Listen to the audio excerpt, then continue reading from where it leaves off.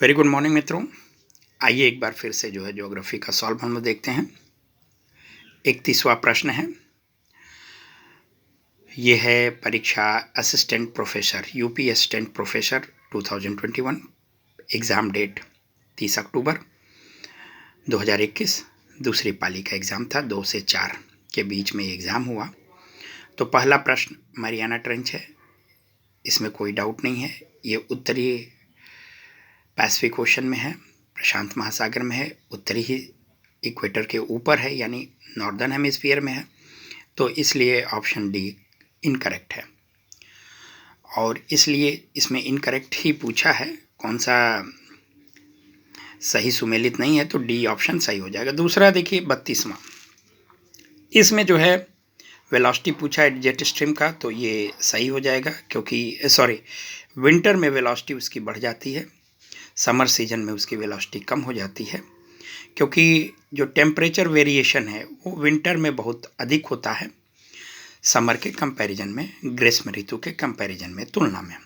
तो इसलिए jet stream की वेलोसिटी जो है विंटर में बहुत अधिक बढ़ जाती है। और दूसरा स्टेटमेंट है कि इसका एक्सटेंट जो है, यानी विड्थ एक तरह से कह सकते हैं, इसकी चौड़ाई कह सकते हैं, वो समर सीजन में कम हो जाती है। तो ये बात गलत है, क्योंकि समर सीजन में इसका एक्सटेंशन पूछा है, स्पीड नहीं पूछा है, यानी इसका विड्थ। तो याद रखिए कि सब ट्रॉपिकल जोन में ईस्टर्ली जेट स्ट्रीम भी जो है उत्पन्न हो जाती है, तो इस कारण से इसकी मोटाई बढ़ जाती है। और इस तरह से दूसरा स्टेटमेंट भी गलत हो गया, नाइदर वन नॉट टू, ये ऑप्शन डी सही होगा मेरे हिसाब से। अगला प्रश्न देखते हैं। Which of the following principles does not belong to logical positivism, तो ये बिहेवियरिज्म हो जाएगा। लॉजिकल पॉजिटिविज्म जो है एक तरह से ज्योग्राफी में साइंटिफिक प्रिंसिपल्स को मान्यता देता है। 1920 में वियना में जो भूगोलविद मिलते थे, वहाँ ये प्रिंसिपल डेवलप हुई थी, और इसमें जो है ये लॉजिक को, यानी साइंटिफिक चीज़ों को इसमें महत्व दिया गया है। तो बिहेवियरिज्म इसका आंसर हो जाएगा 33 का। अगला प्रश्न देखते हैं। Who among the following is the propounder of concept of paradigm in geography? तो इसमें ऑप्शन पहला सही है, टी.एस. कूहन, तो इसमें बिल्कुल डाउट नहीं है। 35वां देखते हैं। किसने भूगोल में उत्तर आधुनिकतावाद के विकास में योगदान दिया था? तो सर्वाधिक योगदान जो है एडवर्ड सोजा का था, तो ऑप्शन डी सही है। ये प्रश्न जो है आप सभी मिला सकते हैं। अर्डकुंडे ये जो किताब थी वो लिखी थे कॉल रिटर, तो इसको देख लीजिए, इसमें ज़्यादा समस्या नहीं है, ऑप्शन ए सही है। अगला प्रश्न देखते हैं 37। इसमें बी सही है, डाउट नहीं है इसमें। उसके बाद 38 प्रश्न में ए सही है, इसमें भी डाउट नहीं है। जो डाउटफुल प्रश्न है उस पर हम लोग डिस्कस करेंगे, तो इसमें कोई डाउट नहीं है। अगला देखिए, इसमें भी कोई समस्या नहीं है। 39वां प्रश्न है, इसमें डी ऑप्शन सही है। 40वां को देखिए, ये हमसे त्रुटि हो गई, 7 स्टेजेस ऑफ टाउन्स पूछा है, तो ये ग्रिफिथ टेलर हो जाएंगे, ऑप्शन सी इज़ करेक्ट। तो इसको देख लीजिएगा। लेविस ममफोर्ड जो है वो 6 स्टेजेस ऑफ टाउन्स ग्रोथ बताए थे, 6 स्टेज में। 41 में 2015 हो जाएगा, कोई डाउट नहीं है। 42 में लुइस वर्थ हो जाएंगे, urbanisation as a way of life, no doubt in it, Louis Wirth is the answer. इसमें जो है थोड़ी सी समस्या है, मेरे हिसाब से ओमान होना चाहिए, इसको थोड़ा सा देखना पड़ेगा, ये डाउटफुल है, मिलाना पड़ेगा। जो वाणी की जो है किताब आती है जनसंख्या और नगरीकरण, उसमें इसको देखना पड़ेगा। अगला है law of retail gravitation, no doubt it is A, 44 का ए। ये प्रश्न देख लीजिएगा, बिल्कुल इसमें डाउट नहीं है। अगला प्रश्न है, इसमें भी समस्या कुछ नहीं है। सिटी रीजन डिकिंसन है, आमलैंड जो है आंड्रे एलिक्स है, हिंटरलैंड जो है ग्रीन है, और अर्बन फील्ड जो है स्मेल्स है। तो इसमें ऑप्शन बी सही जा रहा है, 1 2 3 4। ड्राई पॉइंट सेटलमेंट, इसमें भी कोई समस्या नहीं है। ह्यूमन सेटलमेंट का ये कंसेप्ट है। जहाँ बाढ़ आती है, बाढ़ की संभावना ही रहती हैं, तो वहाँ जो है सेटलमेंट थोड़ी ऊंचाई पे होती है, जिसको ड्राई पॉइंट सेटलमेंट कहते हैं। तो ऑप्शन सी इज करेक्ट। इसमें विटलसी का वर्गीकरण है कृषि क्षेत्रों का, कृषि रीजन्स का, तो इसमें ऑप्शन ए सही है, इसमें डाउट नहीं है। अगला प्रश्न है, ये भी आसान है, थोड़ा सा घुमाया है, लेकिन आप इसको समझ सकते हैं। इंटेंसिव सबसिस्टेंस टिलेज ये बांग्लादेश का हो जाएगा, यानी गहन निर्वाह कृषि बांग्लादेश। वाणिज्यिक बागायती कृषि प्लांटेशन फार्मिंग बोल दे तो आइवरी कोस्ट। कोको वगैरह जो पेय पदार्थ हैं यहाँ बहुतायत में इसको मिलता है, उसकी कृषि की जाती है। वाणिज्यिक डेयरी कृषि अगर पूछ दे तो अर्जेंटीना भी कम नहीं है। तो मांस उत्पादन में अर्जेंटीना विश्व में मायने रखता है, और दूध उत्पादन में भी ये ज़्यादा पीछे नहीं है। वहाँ भी पंपास का क्षेत्र में जो है गाय पालन, भेड़ पालन बहुतायत में होता है। गेहूँ उत्पादन तो करता ही है, साथ में डेयरी क्षेत्र में भी अर्जेंटीना काफ़ी महत्व का है। तो इसमें ऑप्शन डी सही हो जाएगा। बाजारोन्मुख बागायती कृषि नीदरलैंड आप जानते ही हैं, फूलों का उत्पादन बहुतायत मात्रा में करता है, तो इसमें डी हो जाएगा, नो डाउट। अगला प्रश्न है 49th, इसमें भी कोई डाउट नहीं है, बी आंसर सही है। जे क्रोस्टोविकी, बी जो है सही है। 1967 ये थोड़ा सा मिला लीजिएगा, इसको हम छोड़ दे रहे हैं, इस प्रश्न को देखना पड़ेगा, थोड़ा समय का अभाव है, कॉलेज जाना पड़ता है, तो इसीलिए अभी फ़िलहाल इस प्रश्न को छोड़ दीजिए। अगला प्रश्न देखते हैं, इसमें कोई डाउट नहीं है। ग्रोजनी रशिया सही है, मीना अल अहमदी कुवैत सही है, अल घावर यही गलत है। अल घावर जो है वो आपका सऊदी अरब में है, और अहवा जो है ये ईरान का तेल क्षेत्र है, विश्व प्रसिद्ध तेल क्षेत्र है, no doubt about it. Option C जो है इसमें सही होगा। अगला देखते हैं, इसमें कोई डाउट नहीं है, पूरक क्षेत्र होगा, कॉम्प्लीमेंट्री एरिया होगा, Alfred Weber's theory of industrial location, इसमें सी ऑप्शन सही है। इसमें प्रश्न नंबर 53, इसमें भी डाउट नहीं है। जेसी वीवर जो है वो अमेरिकी भूगोलविद थे, और मिड वेस्ट एशिया यानी ऑप्शन सी जो है इसमें सही है। मिड वेस्ट एशिया के बारे में जो है ये क्रॉप कॉम्बिनेशन वहाँ से स्टडी किया था उन्होंने, तो मिड वेस्ट एशिया यानी USA, sorry, mid west USA यानी ऑप्शन सी इज़ करेक्ट। अगला है, किसने जो है इसमें से ग्लोबल स्ट्रेटजी व्यू मॉडल प्रस्तुत किया है, तो ये थोड़ा सा देखना पड़ेगा, इसको अभी रोक देते हैं हम लोग।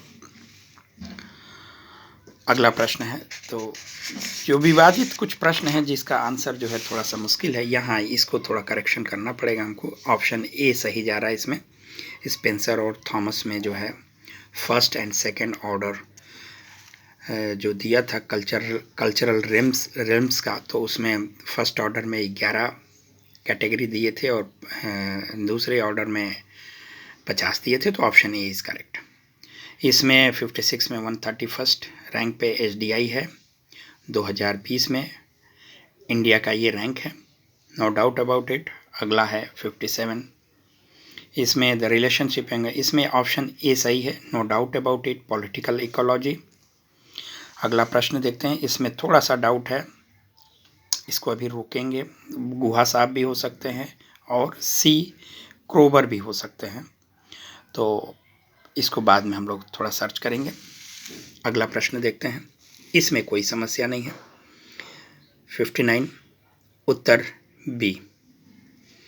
60 का देखते हैं, इसमें थोड़ी सी समस्या है, क्योंकि ये क्वांटिटेटिव मैप्स पूछा है। अगर क्वालिटेटिव मैप रहता तो ये LS Bhatt and VLS Prakash Rao हो जाता, लेकिन ऐसा नहीं है। इसको थोड़ा सा हम लोग सर्च करना पड़ेगा, टाइम निकालना पड़ेगा। आइए अगला प्रश्न देखते हैं, इसमें कोई डाउट नहीं है। 61 का नेशनल कैपिटल रीजन होगा, ये बेस्ट एग्जाम्पल है नोडल रीजन का। अगला प्रश्न देखते हैं, इसमें भी कोई समस्या नहीं है। पैट्रिक कीडीज हैं, यानी ऑप्शन ए इज करेक्ट। अगला प्रश्न देखते हैं, इसमें थोड़ी समस्या है, इस पे हम लोग बाद में चर्चा करेंगे, इसको सर्च करना पड़ेगा। आइए अगला प्रश्न देखते हैं, इसमें कहीं समस्या नहीं है, कोई किसी तरह का दिक्कत नहीं है। ग्रोथ पोल थ्योरी सभी जानते हैं, एफ पेरॉक्स का है, और स्टेजेस ऑफ इकोनॉमिक ग्रोथ जो है डब्ल्यू रास्टो का है। तो इससे जो है ये उत्तर मिल जा रहा है, डी सही होगा। सेटलमेंट हायरार्की जो है वो वाल्टर क्रिस्टालर का है, और रीजनल एनालिसिस जो है वो वाल्टर इजार्ड का है। तो ऑप्शन डी इसमें सही जा रहा है, इसमें कहीं कोई डाउट नहीं है। RF अगर 1:50,000 है, इसका मतलब ये हुआ कि नक्शे पे, किसी मैप पे अगर इसमें कोई यूनिट नहीं होता 1:50,000 के, मतलब कि अगर 1 मिलीमीटर ले लें या 1 सेंटीमीटर ले लें नक्शे पे, अगर 1 सेंटीमीटर लेते हैं तो वो 50 सेंटीमीटर नक्शे पे रिप्रेजेंट करेगा, यानी नक्शे पे दूरी जो है 1 सेंटीमीटर अगर लें तो धरातल पे उसकी दूरी 50,000 सेंटीमीटर हो जाएगा। अगर 1 मिलीमीटर लेते हैं तो उसकी दूरी धरातल पर 50,000 मिलीमीटर हो जाएगा। तो सेंटीमीटर हो, मिलीमीटर हो, जो भी हो सकता है, कुछ भी हो, उससे कोई मतलब नहीं है। कहने का मतलब ये कि जो भी यूनिट हम लोग ले रहे हैं, अगर मैप में उसका उस एक यूनिट का जो है धरातल पे विस्तार जो है वो 50,000 यूनिट के बराबर है। अगर मैप को हम एनलार्ज कर दें, बड़ा कर दें, तो ये रेशियो जो है 1:25,000 हो जाएगा, यानी 1 सेंटीमीटर या मिलीमीटर जो भी हो, उसको मैप पे उस डिस्टेंस को धरातल पे यानी रियल में 25,000 सेंटीमीटर या मिलीमीटर जो भी हो वो रिप्रेजेंट करेगा, मैप बड़ा हो जाएगा। तो B answer is correct, no doubt about it. आइए अगला देखते हैं 66 में भी समस्या नहीं है, option D is correct. Sorry, 67 में देख लें, बुशमैन सूडान बिल्कुल नहीं। बुशमैन जो है वो कालाहारी रेगिस्तान में मिलते हैं, बोत्सवाना, थोड़ा सा नामीबिया में भी ये मिलते हैं, और उत्तरी दक्षिणी अफ्रीका में भी ये संख्या में इनकी संख्या मिलती है। तो बुशमैन जो है सूडान, ये गलत है, यानी बी इज़ इनकरेक्ट। अगला है, इसमें भी समस्या नहीं है। अगर हम देखें भृगु लेक हिमाचल प्रदेश, यानी सी का 2 हो जाएगा। तो सी का 2 अगर हम खोजते हैं तो इसमें केवल ऑप्शन ए में जा रहा है। साला लेक जो है, इस आधार पे हम बता सकते हैं साला लेक जो है अरुणाचल प्रदेश में है। चांदुबी जो है, चंदुबी या चांदुबी लेक जो है वो असम में है। इस तरह से आप मिला लीजिए, ऑप्शन ए इज करेक्ट। अगला प्रश्न देखते हैं, एल नीनो एक शीत समुद्री धारा है, बिल्कुल गलत है, ठंडी समुद्री धारा नहीं है ये। दूसरा गलत हो जा रहा है, it appears around Christmas in December, ये बिल्कुल सही है। तो ऑप्शन बी इज करेक्ट। इसमें which of the following soils is rich in potash but poor in phosphorus, तो ये ऑप्शन सी सही है, एलुवियल सॉइल है। इसमें 71 में option B is correct, Khardungla, no doubt about it. 72 में देखें तो बी सही हो रहा है, equal to the actual length of 45 latitude, option B is correct. अगला प्रश्न देखते हैं, ये खनिज वाला है, ये आसान है, इसमें जो है ऑप्शन डी सही हो रहा है, इसको मिला लीजिएगा, क्योंकि देख लेते हैं। कॉपर खेतरी है, आयरन ओर, बादाम पहाड़ी उड़ीसा का फेमस है ये। जिंक जो है वो जावर क्षेत्र में मिलेगा और गोल्ड जो है हट्टी कर्नाटक, तो इसमें डाउट नहीं है। जावर क्षेत्र राजस्थान में है, उदयपुर में है ये, तो इसलिए ऑप्शन इसको मिला लीजिएगा, डी सही है। इसमें भी कोई डाउट नहीं है। 74 का k = 7 ये प्रशासन से संबंधित है, एडमिनिस्ट्रेशन। अगला है, इसमें भी समस्या नहीं है, डिफॉरेस्टेशन को लोकेट करने के लिए थर्मल इंफ्रारेड बहुत ही उपयोगी है रिमोट सेंसिंग के स्पेक्ट्रम में, तो इसमें भी डाउट नहीं है। अगला प्रश्न देखें, 76, ये थोड़ा सा गलत हो गया था, इसमें ऑप्शन सी होगा, पार्शियल कोरिलेशन। अगला है, इनइक्वालिटीज़ दिखाने के लिए सबसे जो सर्वाधिक उपयुक्त स्टैटिस्टिकल मेथड है वो लॉरेंज कर्व के द्वारा हम दिखा सकते हैं, इसमें भी कोई डाउट नहीं है। 12 अगस्त 2021, थोड़ा जल्दी करेंगे, वीडियो बड़ा हो जाएगा। इसमें थोड़ा सा देखिए, remote sensing and GIS are associated with analysis of elements of spatial importance, सही है। Remote sensing and GIS are important sources of spatial data, ये भी सही है। तो इसमें एक तरह से व्याख्या कर भी रहा है, तो ये भी सही, ये सही होना चाहिए। 80 में देखिए, इसको थोड़ा सा चेंज करना पड़ेगा, ये आइसोप्लेथ होगा, यानी समान रेखा विधि, इसमें 80 में बी हो जाएगा। ये 81 में आइए, इसमें बी होगा, random stratified systematic and cluster, ये प्रश्न आया हुआ है, 81 का बी हो जाएगा। अगला प्रश्न देखते हैं, इसमें जो है उत्तर बी भी हो सकता है, ए भी हो सकता है, यही दोनों में से होगा, दोनों कथन सही है। व्याख्या कर रहा है कि नहीं, ये थोड़ा सा अपना लॉजिक लगाइए, इतना समय हमको नहीं मिलता है सोचने का, आप इतना सोच सकते हैं। अगला प्रश्न आसान प्रश्न है, नजका प्लेट, ये जो है स्कॉटिया प्लेट, याद रखिएगा कि ये साउथ अमेरिका, यानी बी का जो है 3 हो जाएगा, ऑप्शन जो बी है उसमें 3 जाएगा। तो और ए में जो है नजका प्लेट जो है ये इसमें होगा between south America and Pacific plates, Nazca. और जुआन डी फूका प्लेट ये ऊपर है, नॉर्थ अमेरिका के तरफ है, तो इसमें जो है डी का 4 जाना चाहिए, between Pacific and north America plates, तो इस हिसाब से ये ऑप्शन डी जो है सही है। 84 में ए, नो डाउट अबाउट इट, कई बार पूछा गया है, यानी नुआनुवर्ती घाटी हो जाएगा या रिसीक्वेंट वैलीज। 85 ये गलती हो गया था, ये स्लेकिंग होगा, ऑप्शन ए इज करेक्ट। इसमें जो है केवल एक सही होगा, क्योंकि टेंशनल फोर्सेस जो है वो फॉल्ट क्रिएट करते हैं, अप वार्पिंग और डाउन वार्पिंग जो है ये कंप्रेशनल फोर्स से होता है। टेंशनल फोर्स से जो है जहाँ दरारें पड़ती हैं, धरातल का दोनों तरफ का हिस्सा दूर जाने की कोशिश करता है, उससे दूर होता है। कंप्रेशनल फोर्स में प्लेट जो है या भूमि के जो टुकड़ा है वो एक दूसरे के नज़दीक आता है, जिसकी वजह से फोल्डिंग होती है, उसी को अप वार्पिंग और डाउन वार्पिंग। अगर ऊपर के तरफ फोल्ड हो जाए अप वार्पिंग, नीचे की तरफ जाए तो डाउन वार्पिंग, तो ये कंप्रेशनल फोर्स से रिलेटेड है, ऑप्शन ए सही होगा।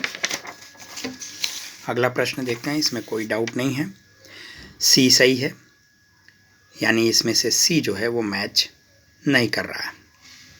अगला प्रश्न, आर्कवेट डेल्टा सभी जानते हैं, नील नदी, एस्चुरिन डेल्टा सभी जानते हैं। एस्चुरिन डेल्टा जो है वो हो जाएगा मैकेंजी, और बर्ड फूड डेल्टा सभी जानते हैं, मिसिसिपी रिवर, कई बार पूछा गया है। एबंडेंट डेल्टा यानी नदियाँ जो है मुहाने के पास जो जा कर के अगर मार्ग परिवर्तन करती है तो एबंडेंट डेल्टा बनता है। एबंडेंट डेल्टा यानी परित्यक्त यानी त्यागा हुआ। तो ऑप्शन जो है इसमें ए सही हो जाएगा। अगला प्रश्न है 89, इसमें देख लीजिए, इसमें जो है जहाँ पे BWH है वहाँ 2 हो जाएगा, यानी ए का 2 हो जाएगा। ये आया था PGT में, ट्रॉपिकल डेजर्ट क्लाइमेट हो जाएगा। जहाँ पे के है, जैसे BWK है, नीचे देखिए सी ऑप्शन में BWK है और BSK है, तो BWK का मतलब कोल्ड रीजन हो जाएगा, यानी ये मिड लैटिट्यूड का रीजन हो जाएगा। और BWK है, BSK है, तो BWK जो है ये हो जाएगा 4th, यानी 3 का 4 हो जाएगा, 3 का C का 4 हो जाएगा। और D का फिर जो है मिडिल लैटिट्यूड कोल्ड स्टेपी, यानी 3 हो जाएगा। तो D का 3, ऑप्शन ए सही जा रहा है। ये देखिए, इसमें जोंडा अर्जेंटीना बिल्कुल सही है। लिवेंटर सदर्न स्पेन और सदर्न फ्रांस दोनों सही रहता। बिस जो है ये गलत है, न्यूजीलैंड है, ये गलत दिया है। यामो जो है जापान, ये सही है। तो ऑप्शन सी जो है इसमें सही हो जाएगा। अगला प्रश्न देखते हैं। इसमें देखिए, who among the following established the thermal impact of high plateau on the origin of monsoon. तो इसमें ए और सी में मिलेगा। ये अलका अग्रवाल, अलका गौतम के किताब में ये मिला है, देख लीजिए। अलका मैडम की किताब में, इंडियन ज्योग्राफी जो किताब है वो भी मिल नहीं रही है, नहीं तो मैं सर्च कर देता, टाइम भी नहीं मिल रहा। तो ये ऑप्शन ए और सी में ही सही होगा। अगला है 92 cyclonic rainfall, no doubt about it. Cyclone होता है टेम्परेट रीजन का, ये पूछ रहा है जहाँ पे पछुआ पवन जो कर्क रेखा के, यानी सब ट्रॉपिकल रीजन जो है, जो हाई प्रेशर क्षेत्र है, वहाँ से सब पोलर लो प्रेशर की ओर ये हवाएं बहती हैं, और उधर से पोलर ईस्टर्लीज जो है वो आती है, दोनों मिलती है। इसी रीजन में अमेरिका और यूरोप का ये क्षेत्र पड़ता है, और यहाँ बारिश जो है साइक्लोनिक रेनफॉल है। टेम्परेट साइक्लोन है, ट्रॉपिकल साइक्लोन भी एक दूसरा है जो कि उष्णकटिबंधीय क्षेत्र में मिलता है वो। तो यहाँ ट्रॉपिकल टेम्परेट साइक्लोन के बारे में बात कर रहा है, बी आंसर सही है। मेसोपॉज, नो डाउट अबाउट, ये गलत हो गया था। 93 का मेसोपॉज आंसर होगा, सबसे अधिक टेम्परेचर, क्योंकि सबसे कम टेम्परेचर यहीं रहता है। क्योंकि आप जब ट्रॉपिकल रीजन में जाएंगे, जैसे जैसे ऊपर जाते हैं टेम्परेचर डिक्रीज़ करता है। स्ट्रेटोस्फियर में थोड़ी देर तक स्टेबल रहता है टेम्परेचर, उसके बाद बढ़ता है। और मेसोस्फियर में जब हम जाते हैं तो टेम्परेचर कम होने लगता है, और सबसे ऊपर कम होते होते मेसोस्फियर का ऊपरी जो बेल्ट है उसको मेसोपॉज कहते हैं, और वहाँ सबसे न्यूनतम तापमान हो जाएगा। तो आंसर सी इज़ करेक्ट, इसमें कोई डाउट नहीं है, आंसर सी इज़ करेक्ट। अगला है 95 प्रश्न, देख लीजिए। बेंगुला करंट, ये गलत है। Eastern coast of South Africa लिखा है, यहाँ एगुलास धारा है, मोजाम्बिक धारा है। ये सब जो है गर्म जल धारा है। बेंगुला जो है ये ठंडी जल धारा है, जो कि साउथ अफ्रीका या अफ्रीका के दक्षिण में पश्चिमी तट पर है। नामीबिया और दक्षिण अफ्रीका की कोस्ट पे ये पश्चिमी तट पे ये मिलता है। तो आंसर बी सही हो जाएगा। अगला प्रश्न है, इसमें ये देखिए, इसमें जो है ये जो सैलिनिटी दिया है ये अधिक कर दिया है, 27 से 30 प्रति हज़ार। ये सैलिनिटी जो है आइडियल है for the development of coral polyps. Temperature उसको ज़्यादा नहीं चाहिए, ग्लोबल वार्मिंग की वजह से ही, यानी टेम्परेचर जो बढ़ रहा है धरातल का, उसकी वजह से कोरल पॉलिप्स जो है वो मर रहे हैं। तो टेम्परेचर जो दिया है 20 से 21 डिग्री सेल्सियस, से बिल्कुल सही है। और दूसरा स्टेटमेंट गलत हो जा रहा है, तो इसका ऑप्शन आंसर ए सही होगा, ए इज़ करेक्ट। इसमें देख लीजिए, सबसे अधिक विस्तार पूछ रहा है, तो ocean basin, no doubt about it. महासागरीय द्रोणी सबसे अधिक विस्तारित होता है महासागरों में। ये जो स्थलाकृति है ये सबसे अधिक विस्तृत है। तो 97 का सी हो जाएगा। अगला प्रश्न देखते हैं। कौन सा इसमें से कोल्ड करंट है? तो ओयोशियो, याद रखिएगा, ओयोशियो और कुरोशियो। कुरोशियो जो है नीचे से जाती है इक्वेटर के तरफ से, ओयोशियो ऊपर से आती है, दोनों मिलते हैं। ठंडी जलधारा ओयोशियो और कुरोशियो जापान के उत्तरी हांसू और होकाइडो के आसपास ये मिलते हैं, और वहाँ जो है मछली पालन होता है। मछली पकड़ने वाले मछुआरे वहाँ जाते हैं, क्योंकि ये क्षेत्र जो है जहाँ पर भी कोल्ड क्लाइमेट और कोल्ड करंट और वार्म करंट जहाँ भी मिले, वहाँ फिशिंग जो है वो फिश जो है बहुत ज़्यादा फ्लरिश करती हैं, बहुत ज़्यादा वहाँ डेवलप होती हैं, क्योंकि वो ठंडियों में उनको खाना मिल जाता है, ठंडी के करंट से उनको प्लैंकटन्स मिलता है और वो खा लेती हैं। उसके बाद भग करके आ जाती हैं गर्म जलधारा में, जहाँ वो अंडे देती हैं। तो ये कंसेप्ट याद रखिएगा, ओयोशियो इज़ द करेक्ट आंसर। इसमें जो है गलती हो गई थी, रेड क्ले, ये इनऑर्गेनिक है, याद रखिएगा। तो ऑप्शन बी इसमें सही हो रहा। अगला प्रश्न ये जो है 100 का, ये दोनों स्टेटमेंट सही है और इसका व्याख्या भी कर रहा। तो ये हुआ, हम लोग एक करेक्शन दे दिए। 4-5 प्रश्न जो है वो मिल नहीं रहे हैं। घर जाने का समय है, घर निकलना है, तो उसको हम खोज करके आपको 1-2 दिन में बता देंगे। इससे मिला लीजिएगा और सब बाकी ये प्रश्न जो है, हाँ, अगर कुछ कहीं त्रुटि आपको लगे तो उसको ज़रूर कमेंट बॉक्स में आप बताइएगा और मिला लीजिए। 5 या 6 प्रश्न जो है जो थोड़ा सा क्लिष्ट है, तो उसको हम लोग बाद में देख करके बताएंगे। नमस्कार, जय हिंद, जय भारत।